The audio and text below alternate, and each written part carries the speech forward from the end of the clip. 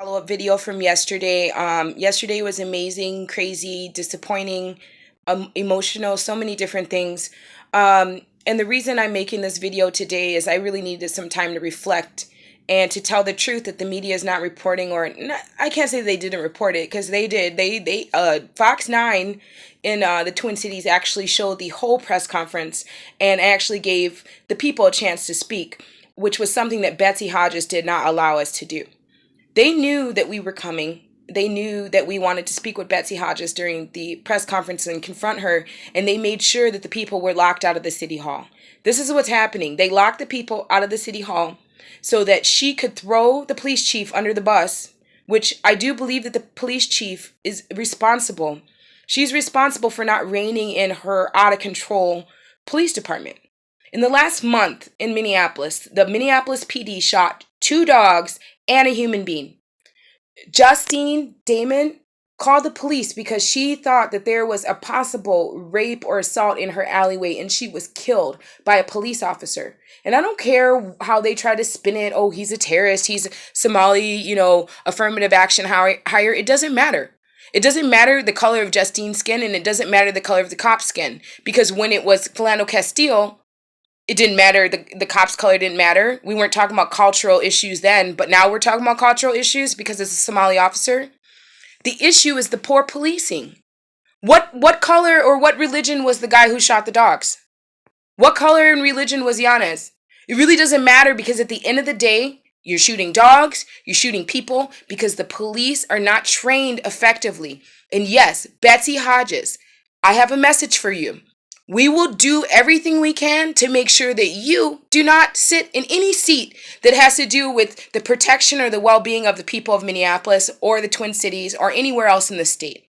You are a disgrace. The fact that you locked people out from speaking from you and then you say, oh, I understand your concerns, Where was your concern months ago?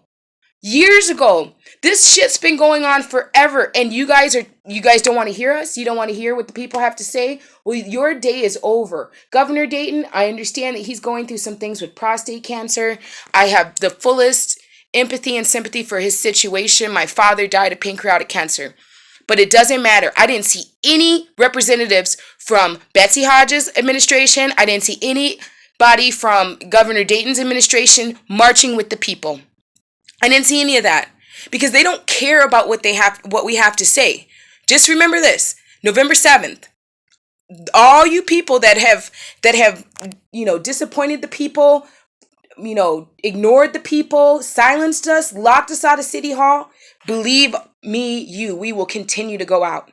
We have not stopped this resistance since the day that our pussy-grabbing president got into office, was elected into office. And people, we've been fighting since before that. And there's people in the community that do way more activism than I do that have been fighting and will continue to fight. So just remember this. Every time you turn around, we will be there.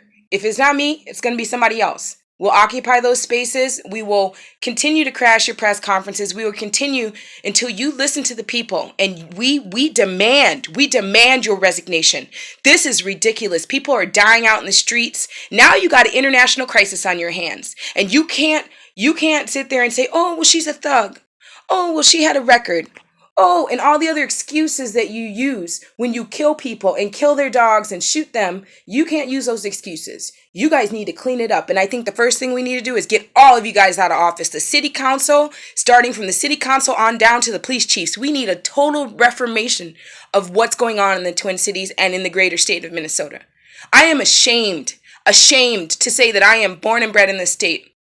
You politicians, especially you, Michelle Bachmann, spreading your xenophobia and all your stupid bullshit. We don't accept that here in Minnesota. This is a great state. I grew up here. Everything that I have was given to me by this state, and I will not allow you guys with your corrupt politics to take my state and kill our people and lock us out of City Hall. We will continue. We will continue to come at every single place, every single space. We will continue to disrupt your lives. We will continue to disrupt your dinners and tell you that Black Lives Matter, Justine matters, and we will continue to police you because you don't work. You work for us. We don't work for you. And we will take that paycheck and we'll make sure you never work in this city again in any level of public service because all you do is you serve yourselves and your donors. And we're tired of it. The community is going to speak up, and we're not going to be silenced.